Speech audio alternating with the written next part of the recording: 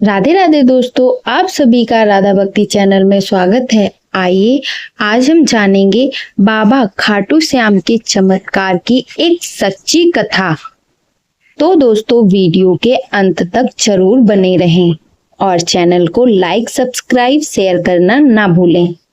तो दोस्तों कहानी को शुरू करते हैं। जहाँ सारे रास्ते बंद हो जाते हैं वहीं से भगवान की आस्था का रास्ता शुरू होता है। जब इंसान की कोशिशें थम जाती हैं तब ईश्वर की कृपा चल पड़ती है। चलिए आज सुनते हैं एक ऐसी ही सच्ची और भावुक कर देने वाली कथा, खाटू श्याम बाबा के चमत्कार की कहानी। एक माँ बाप की टूटी उम्मीद कैसे फिर से जी उठी। एक नन्ही जान को जब देवताओं ने जवाब दे दिया तो कैसे बाबा खाटू श्याम ने उसे अपने आशीर्वाद से नया जीवन प्रदान किया। कभी कभी जीवन ऐसे मोड़ पर ले आता है जहाँ ना विज्ञान काम करता है और ना बुद्धि। वहाँ सिर्फ एक ही सहारा बचता है, वो है आस्था। ये कहानी है डॉक्टर सपना और डॉक्टर अर्पित, जो खुद हजारों मरीजों की तकलीफें दूर कर चुके थे। एक दिन खुद एक ऐसी पीड़ा से गुजरे जिसे वे चाह कर भी ठीक नहीं कर पा रहे थे। वो पीड़ा थी उनकी अपनी बेटी की गंभीर बीमारी। डॉक्टर होने के बावजूद जब सारे इलाज असफल होने लगे तो उनका विश्वास एक ऐसे दरबार की ओर मुड़ा जहां ना हार होती है ना निराशा। खाटू श्याम बाबा का दरबार जहां हर टूटे दिल को संभल मिलता है, हर अधूरी उम्मीद पूरी होती है। श्याम बाबा, जिन्हें कलयुग के कृष्ण भी कहा जाता है, वे वीर बर्बरी का रूप हैं, जिन्होंने महाभारत युद्ध में श्री कृष्ण को अपना शीश अर्पित कर दिया था। कहा जाता है जो सच्चे मन से उन्हें पुकारता है उनकी पुकार कभी अनसुनी नहीं होती। डॉक्टर सपना और डॉक्टर अर्पित ने भी उसी श्रद्धा से बाबा को पुकारा और फिर वही हुआ जो केवल चमत्कारों में होता है। यह सिर्फ दवा का असर नहीं था, वह था खाटू श्याम बाबा का वर हस्त। अक्सर आपने भी महसूस किया होगा कि कुछ डॉक्टर ऐसे होते हैं जिन्हें देखकर ही मन हल्का हो जाता है, जैसे उनके स्नेह भरे स्वर में ही कोई दवा हो। डॉक्टर सपना और डॉक्टर अर्पित ऐसे ही डॉक्टर थे जिनके पास लोग सिर्फ इलाज नहीं बल्कि उम्मीद, भरोसा और अपनेपन की तलाश में आते थे। वे जिस आत्मीयता से मरीजों से बात करते थे वे उन्हें न केवल बेहतर महसूस कराते थे बल्कि एक मानसिक सुकून भी देते थे। कहते हैं ना, डॉक्टर ईश्वर का दूसरा रूप होता है और इन दोनों में ईश्वर का ही रूप था, जो किसी भी समय किसी भी परिस्थितियों में अपने मरीज के लिए हाजिर हो जाते थे। उनके लिए ना दिन का मतलब था ना रात की परवाह। उन्हें बस इस बात की चिंता रहती थी कि उनके पास आने वाला हर व्यक्ति ठीक होकर लौटे। लेकिन सोचने वाली बात यह है कि जो लोग दूसरों के जीवन की रक्षा करते हैं, जो हर किसी की चिंता करते हैं, क्या उनके जीवन में कभी कोई चिंता नहीं आती? क्या उनका घर हमेशा खुशियों से भरा रहता है? जो फिर सवाल यह उठता है, जब सब कुछ इतना सुंदर था तो उनके जीवन में ऐसा क्या हुआ जिससे परेशानियों ने उनके दरवाजे पर दस्तक दे दी? क्या वो भी किसी ऐसे मोड़ पर आ गए जहां जीवन ने उनसे कुछ कठिन सवाल पूछे? दरअसल उन दोनों की एक बेटी थी, वह 9 साल की हो चुकी थी। जब से बिटिया का जन्म हुआ था दोनों ही पति पत्नी बहुत खुश थे। जिस दिन से वो उनकी जिंदगी में आ गई थी उनके बाद से उनके पास खुशियां झोली भर के आ रही थी। वे हमेशा ईश्वर के सामने नतमस्तक होते थे, उनका आदर सम्मान करते थे और फिर अपने अपने ऑफिस, अपने अपने क्लिनिक चले जाते थे। बिटिया जब 9 साल की हुई तब उन्हें समझ में आया कि उनकी बच्ची सामान्य बच्चों की तरह नहीं थी। 3 साल की होने के बावजूद भी वह 1 साल के बच्चों जैसी थी। वह अभी ढंग से चल नहीं पाती थी। अब उनकी चिंताएं थोड़ी बढ़ने लगी थी। उन्हें वास्तव में समझ नहीं आ रहा था कि ऐसा कैसे हो सकता है। धीरे धीरे समय बीतता गया और वह गुड़िया 7 साल की हो गई थी। वह बड़ी तो हो गई थी लेकिन अभी दिमाग उतना विकसित नहीं हुआ था। वह आज भी बच्चों वाली हरकतें ही किया करती थी। बच्चों की तरह उठना बैठना खाना पीना सब बच्चों की तरह ही था। 7 साल का बच्चा भी छोटा ही होता है लेकिन 1 साल के बच्चे और 7 साल के बच्चे में फर्क होता है। उन्होंने कई और डॉक्टरों से संपर्क किया पर कोई फायदा नहीं हुआ। अब गुड़िया 13 साल की हो गई थी और अब भी वो सही से चल नहीं पा रही थी। उसके कदम जमीन पर ऐसे पड़ रहे थे जैसे कोई चलना सिखा रहा हो। दोनों पैर स्वस्थ थे लेकिन चलने में असमर्थ थे। माता पिता की परेशानी बढ़ती जा रही थी। उन्होंने कई डॉक्टरों से इस विषय में सलाह ली। सभी लोगों ने रिपोर्ट वगैरह देखी और हर किसी ने यही कहा कि अभी तक यह बात समझ नहीं आ रही कि जैसे जैसे इसकी उम्र बढ़ रही है इसके दिमाग की सोचने की शक्ति घट रही है। किसी को भी समझ में नहीं आ रहा था कि आखिर बीमारी क्या है। उसके बाद उन्होंने विदेश में डॉक्टर से सलाह ली। विदेश में कहा गया कि तकरीबन 3 महीने का एक ट्रीटमेंट होता है। उसके लिए आपको बच्चे के साथ यहाँ रहना पड़ेगा। बच्चे के ठीक होने की संभावना 10% है। दोनों ने इस बात में बिल्कुल देर नहीं लगाई और अपनी बच्ची को लेकर वहां चले गए। 3 महीने का समय इन दोनों ने अपनी बच्ची को नाम कर दिया। 3 महीने तक उन्होंने कोई भी अपॉइंटमेंट नहीं ली। 3 महीने बीत गए लेकिन समस्या वहीं की वहीं थी। कोई भी परिवर्तन नहीं हुआ। लेकिन आज उन्हें एक ऐसा पर्चा मिला, एक ऐसी रिपोर्ट जिस पर साफ लिखा था यह पूरी जिंदगी के लिए अब ऐसी ही रहने वाली है। इसके दिमाग का विस्तार नहीं हो सकता। अभी तो यह थोड़ा बहुत चल लेती है लेकिन आगे चलकर यह भी बंद हो जाएगा। हाथों की मूवमेंट भी बंद हो जाएगी और फिर एक समय ऐसा आएगा जब यह सांस लेना भी भूल जाएगी। माता पिता की आंखों में आंसू आ गए। दोनों परेशान थे, चिंतित थे कि हमारी तो दुनिया ही खत्म हो गई। लेकिन फिर भी वे अपना मन पक्का करके गुड़िया के सामने आते हैं। उससे बहुत हंसी मजाक करते हैं, गुड़िया को खुश करने की कोशिश करते हैं।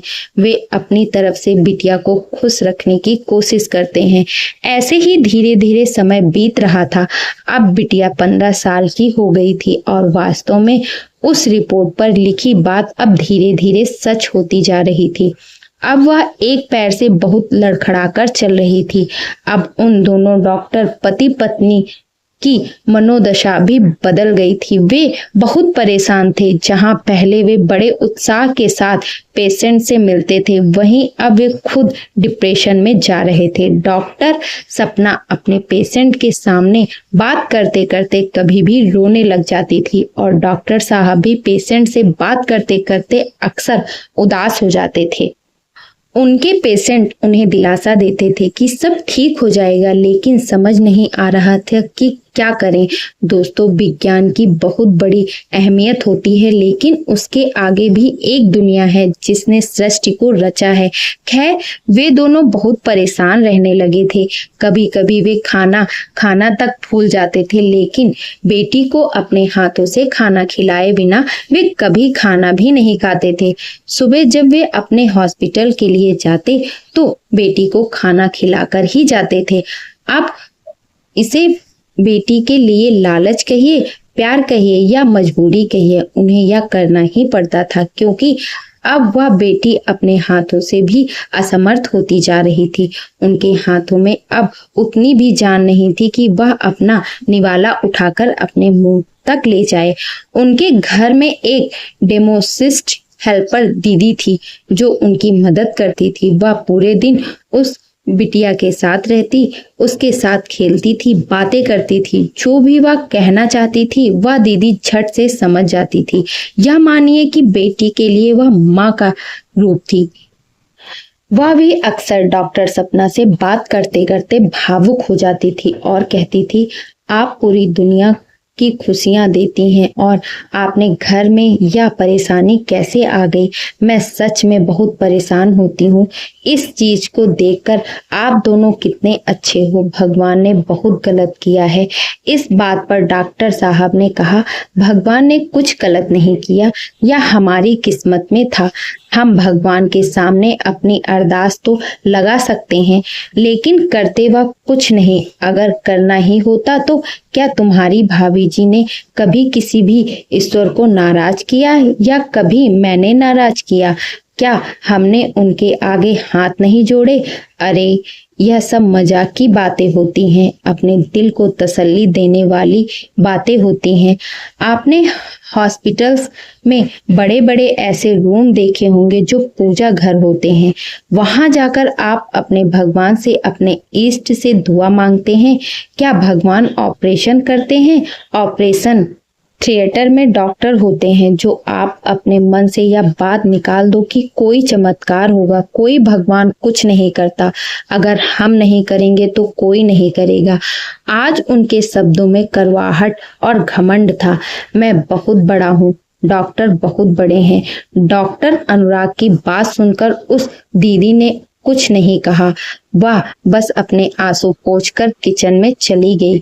वह सभी के लिए खाना बनाती है और रोते रोते बस घर के लिए चली जाती है। वह सोच रही थी कि आज मालिक परेशान है। डॉक्टर सपना अपनी बेटी को खाना खिला रही थी। अब स्थिति यह थी कि उनकी बेटी कभी कभी रोटी को चबाना भी बीच बीच में भूल जाती थी।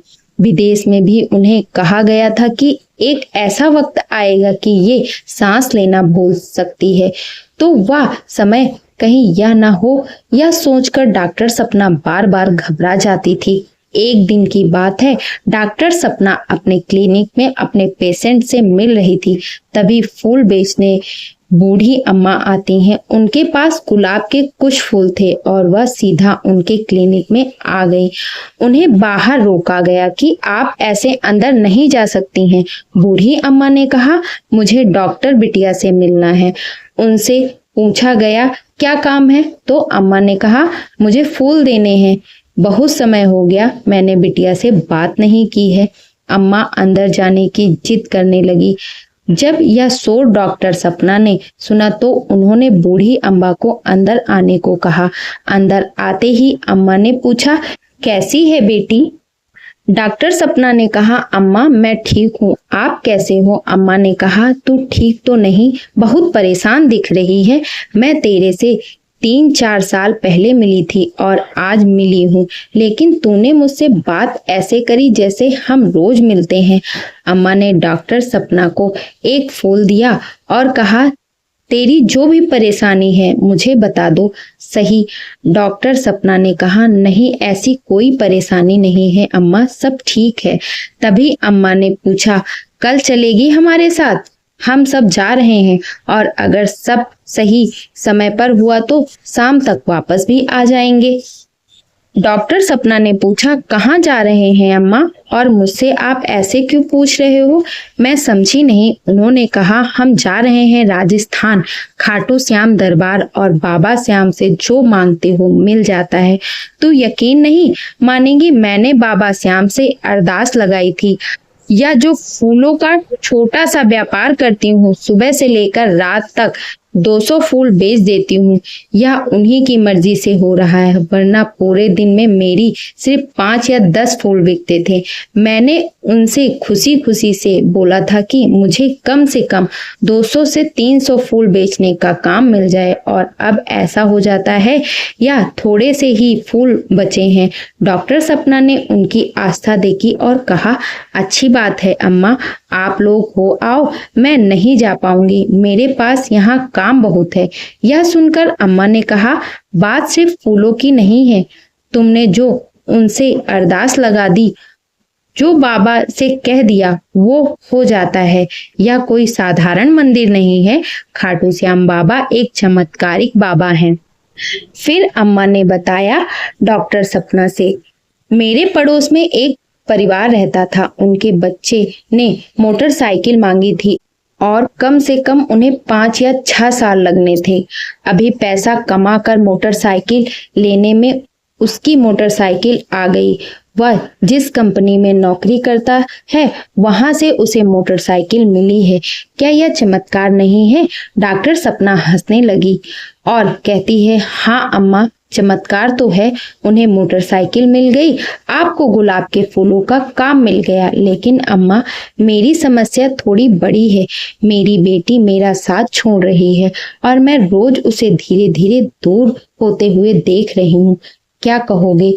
अब वह स्कूल नहीं जा पाई क्योंकि स्कूल के शुरुआती सालों में उसका मजाक सा बन गया था और अब उसकी स्थिति ऐसी है कि मैं उसे स्कूल भेज नहीं पाऊंगी। जितना सभी बच्चे इस उम्र तक जानते पढ़ते हैं उतना मैं उसे पढ़ाती हूँ। अब अलग बात है कि वह पढ़ नहीं पाती और क्या कहूँ मैं। आपके खाटू श्याम बाबा से जाकर वह बेटी को ठीक कर देंगे। अम्मा ने सारे फूल उसकी पंखुड़ियों पर रख दिए और कहा, यह तो बहुत छोटी सी बात है, यह तो यूं ही ठीक कर देंगे। अब तू मेरे साथ चलेगी? अम्मा ने बहुत ज्यादा जिद की पर डॉक्टर सपना ने मना कर दिया। अम्मा, मैं नहीं जा सकती, आप मेरी बात को समझिए। यहाँ लोगों को मेरी ज्यादा जरूरत है। इन सभी को छोड़कर मैं ईश्वर के दर्शन करने चली जाऊं, ऐसा नहीं हो पाएगा। मैं माफी चाहती हूँ, उन्होंने मना कर दिया। घर पहुंचने के बाद डॉक्टर सपना ने अपने पति को यह बात बताई। वह बोले, तुम कहाँ किन की बातों में आ रही हो? या हम स्वीकार कर चुके हैं कि इसका कोई इलाज नहीं है, यह सही नहीं हो सकती। कोई तुम अपना माइंड डाइवर्ट कर रही हो। अपने पेशेंट पर ध्यान दो, उन्हें तुम्हारी ज्यादा जरूरत है। इन सब फालतू के चक्कर में मत पड़ो। तुम एक डॉक्टर हो। यह सुनकर डॉक्टर सपना ने कहा, हाँ डॉक्टर तो हूँ, लेकिन पहले एक माँ हूँ। अगले दिन की बात है, वह अपने क्लिनिक पर पहुंची तो अम्मा जी फिर से आ गईं। आज अम्मा ने पास फूल नहीं थे क्योंकि सारे फूल वह बेचकर आ चुकी थी। वे कहती हैं, तुमने मना कर दिया तो सभी का जाना कैंसिल हो गया। आज बस गई ही नहीं, मैं तो बस यही बताने आई थी। डॉक्टर सपना हंसने लगी और बोली, अरे मेरी वजह से आप लोगों का प्लान कैसे कैंसिल हो गया? ओहो अम्मा, अगर आपको जाना है तो बाहर हमारी गाड़ी खड़ी है, वहां हमारा ड्राइवर है, आप उनके साथ चली जाओ। अम्मा ने कहा, अच्छा मुझे इतनी बड़ी गाड़ी में बिठाएगी? मैं डर जाऊंगी, तू भी चल मेरे साथ। तो डॉक्टर सपना ने कहा, मैं नहीं जा सकती अम्मा। अम्मा ने फिर कहा, एक काम करते हैं, कल तो छुट्टी रहती है तेरी, तो कल सुबह सुबह चलते हैं, शाम तक वापस आ जाएंगे। डॉक्टर सपना ने फिर कहा, अम्मा मैं नहीं जा सकती। यह सुनकर अम्मा ने एक बात कही जिसकी वजह से डॉक्टर सपना सोच में पड़ गई। अम्मा ने कहा, मैं ऐसी पहली माँ देख रही हूँ जिसको पता है कि वह अपनी बेटी को बचा सकती है, लेकिन वह बचाना नहीं चाहती। यह सुनकर डॉक्टर सपना के पैरों के नीचे से जमीन खिसक गई। वह एकदम से बोली, अम्मा आपने क्या बोला? अम्मा ने कहा, बेटा मैं जानती हूँ वह तेरी बेटी को ठीक कर सकते हैं, उसके बाद भी तू नहीं जा रही, कैसी माँ है तू? और यह कहकर अम्मा चली गई। अब जब डॉक्टर सपना अपने घर पहुंची तो रात में नींद नहीं आ रही थी। बार बार अम्मा की वह बात याद आ रही थी।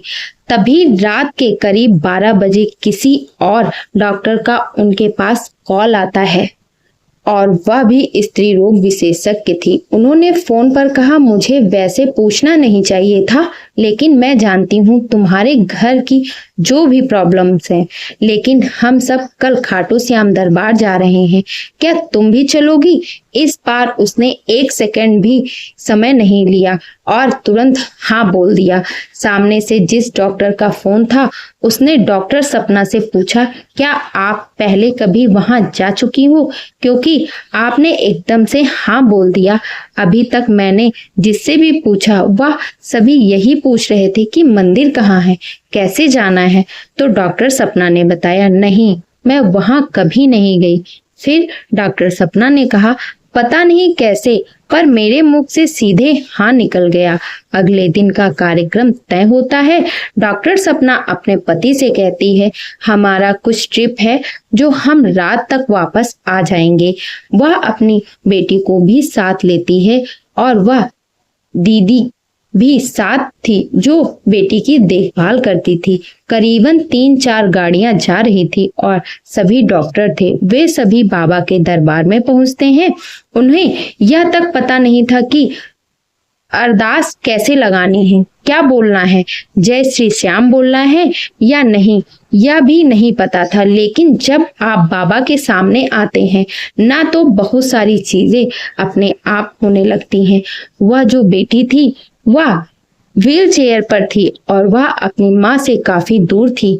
माँ लाइन में लगी हुई थी। तभी बेटी ने आवाज लगाई, मम्मा। जैसे ही डॉक्टर सपना ने यह आवाज सुनी, वह पलट गई और लाइन में से सभी को पार करती हुई बाहर आ गई और कहती हैं, बेटा दोबारा बोलो। बेटी बोली, मम्मा भूख लगी है। चमत्कार देखिए, अभी वह बाबा के सामने पहुंची नहीं थी और यह 1.5 साल से बोल नहीं पा रही थी। यहाँ आते ही उसके मुख से शब्द निकल पड़े, मम्मा भूख लगी है।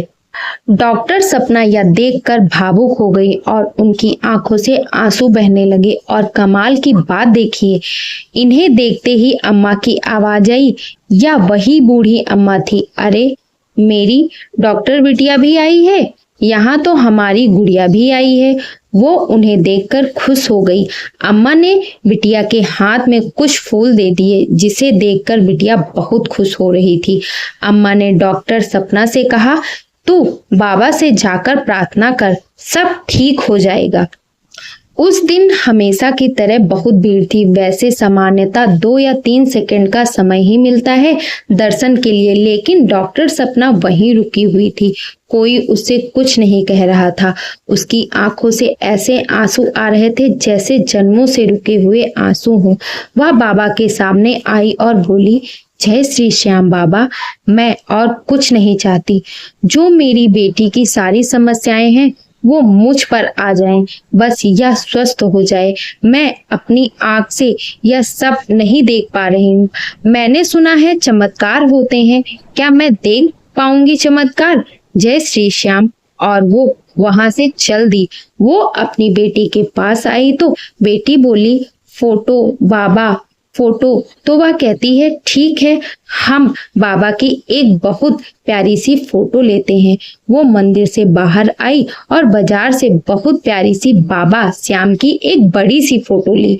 वह बहुत सुंदर, बहुत प्यारी फोटो थी और एक फोटो गुड़िया ने अपने पास रख ली। और वो जो फूल उसने हाथ में थे, जो बूढ़ी अम्मा ने दिए थे, गलती से उन फूलों की पंखुड़ियां बिटिया के हाथ से टूटकर बाबा की तस्वीर पर गिर गई। यह कैसे हुआ किसी को नहीं पता, पर वो फूल की पत्तियां बाबा पर अपने आप अर्पण हो गई। बाबा ने उसकी सुन ली। जैसे ही गाड़ी तक आई तो बिटिया व्हील चेयर से खुद ही खड़े होने की कोशिश करने लगी। माँ इधर, माँ इधर। अब यह देखकर डॉक्टर सपना के हाथ पैर फूल गए। दीदी भी हैरान थी कि पता नहीं कब से इसके हाथ सीधे थे। यह खाना नहीं खा पा रही थी और आज यह व्हील चेयर से इस तरह से हाथ लगाकर खड़ी हो रही है। वो सोचने लगी, यह कुछ ज्यादा जल्दी नहीं हो रहा? ऐसा थोड़ी ना होता है। साइंस इस बात को कहाँ मानती है।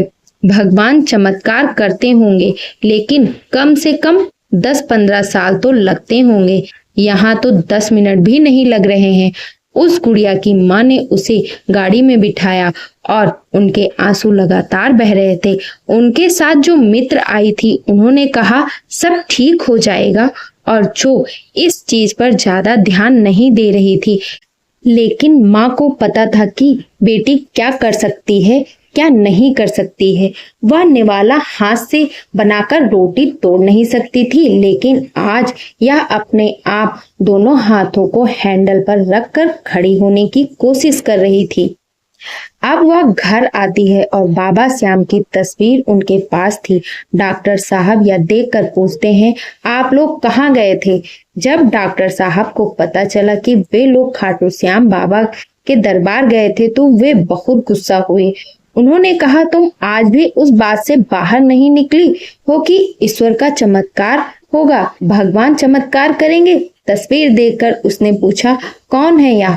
तो डॉक्टर सपना ने कहा, कन्हैया ही है यही, और मैं बस आपसे यह कहती हूँ कि आप मुझे इस बारे में कुछ भी ना कहें, इनके बारे में कुछ भी अशब्द नहीं बोले। मैंने जो देखा है तो वह पॉसिबल नहीं है, यह एक चमत्कार है, जादू है। डॉक्टर साहब ने कहा, अगर ऐसा है तो ठीक है, जिंदगी भर मैं उनकी पूजा करूंगा अगर ऐसा कुछ हो जाए जैसा तुम कह रही हो। उन्होंने कहा, मैंने अपनी आंखों से ये होते देखा है, आप मुझ पर विश्वास नहीं कर रहे? डॉक्टर साहब ने कहा, यह हो ही नहीं सकता। इस कागज पर जो लिखा है, ये जो विदेश से हम होकर आए, वे हॉस्पिटल में वे सब डॉक्टर क्या बेवकूफ हैं? तुम जो बात कर रही हो उस पर मैं कैसे यकीन कर लूं? किसी और ने देखा है? या तो उन्होंने कहा, जो हमारे घर आती हैं दीदी, उन्होंने भी देखा। अच्छा, और एक क्लिनिक पर अम्मा आती हैं, वे फूल देने, उन्होंने भी देखा। डॉक्टर साहब को अभी भी विश्वास नहीं हो रहा था। वे बोले, यह जो कहानी बना रही हो ना, यह सब बेवकूफी की बात है, ऐसा कुछ नहीं होता है। तभी एक हल्का सा प्रणाम बाबा की तरफ से आया। बेटी ने आवाज दी, पापा। उन दोनों की बातें एकदम से बंद हो गई। बेटी ने अपने रूम से 10 साल बाद आवाज दी थी। वह भागते भागते उसके पास गए और उसके पास बैठ गए। डॉक्टर साहब ने पूछा, बेटा आवाज दी थी? तो बिटिया बोली, टीवी टीवी, जो बस कुछ शब्द बोल रही थी, बाकी आप समझ लो, पहचान लो, वो टीवी चलाते ही जिसे देखकर बिटिया हंसने लगी और वह दोनों यह देखकर भाव विभोर होकर रोने लगे। आंसू पहुंचते पते डॉक्टर साहब ने कहा, यह सब बाबा का दरबार। दोनों पति पत्नी एक दूसरे के गले लग जाते हैं। डॉक्टर साहब ने कहा, यह तो वाकई में चमत्कार है, क्या हम कल वहां चलें? क्या कहती हो? तो उसने कहा, बिल्कुल चलेंगे। यह उन तीनों की किस्मत थी कि उन्हें इतनी जल्दी दर्शन करने का मौका मिल गया। अब डॉक्टर साहब ने भी अरदास लगाई और जो गुड़िया है वह धीरे धीरे बोलना शुरू कर चुकी थी। एक हफ्ता बीता और सिर्फ एक हफ्ते में उसने व्हील चेयर छोड़ दी। दूसरे हफ्ते उसने बोलना शुरू कर दिया। तीसरे हफ्ते उसने धीरे धीरे सुर पकड़ने शुरू कर दिए, यानी गाना गाना शुरू कर दिया। यह बात कल्पना से परे थी कि जिस लड़की की रिपोर्ट में यह लिखा हो कि वह सांस लेना भी भूल जाएगी, वह गाना भी गाएगी। वह चौथे हफ्ते यानी महीने भर में किचन में अपनी माँ के साथ खड़ी हुई थी और उनसे कुछ बातें कर रही थी। 4 हफ्ते पहले यह कौन थी और आज कौन है? आज वह माँ के साथ कंधे से कंधा लगाए खड़ी थी। अपने पापा को सुबह खुद अपनी जरूरतें बता देती है कि मुझे यह चाहिए, यह कलर चाहिए, और जिनकी वजह से उनके जीवन में खुशियां आ गईं।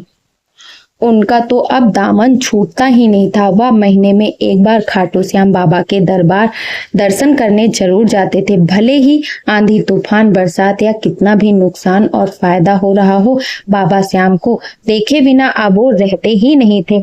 अब उनकी गाड़ी में भी बाबा श्याम थे, क्लीनिक में भी बाबा श्याम थे और घर और दिल में तो बसे ही हुए थे। अब वो बेटी की बीमारी धीरे धीरे दूर होती जा रही थी। वो जो एक बीमारी थी जिसमें दिमाग काम नहीं कर रहा था, उसका बच्चों वाला दिमाग रह गया था। वही बेटी एरिया में एक शतरंज प्रतियोगिता में जीत जाती है जिसमें तकरीबन 50 लोगों ने भाग लिया था। देखिए, शतरंज एक ऐसा खेल है जिसमें आपको बहुत आगे तक की योजना बनाकर चाल चलनी पड़ती है। तो वह लड़की एक ऐसा खेल कैसे जीत सकती है जिसका दिमाग उसे यह तक नहीं बता पाएगा कि आगे चलकर वह सांस ले पाएगी। उसने माँ बाप बहुत ज्यादा खुश हुए। वह अब पढ़ाई भी कर रही थी और एक सामान्य जीवन भी जी रही थी। तो दोस्तों, अगर मन में विश्वास हो तो ऐसे चमत्कार संभव है। भगवान के चमत्कार से ही बिल्कुल आश्चर्यजनक रूप से उसकी बेटी की तबीयत में सुधार आ गया। जिस बच्ची के लिए सारे डॉक्टर हाथ खड़े कर चुके थे, वे अब धीरे धीरे खिलने लगी, मुस्कुराने लगी। प्रेम से बोलिए जय श्री श्याम। तो दोस्तों, आज की कहानी आपको कैसी लगी? अगर जो आज की कहानी आपको पसंद आई हो तो अपने इस चैनल को लाइक, सब्सक्राइब, शेयर जरूर करें और कमेंट बॉक्स में जय श्री श्याम लिखना ना भूलें।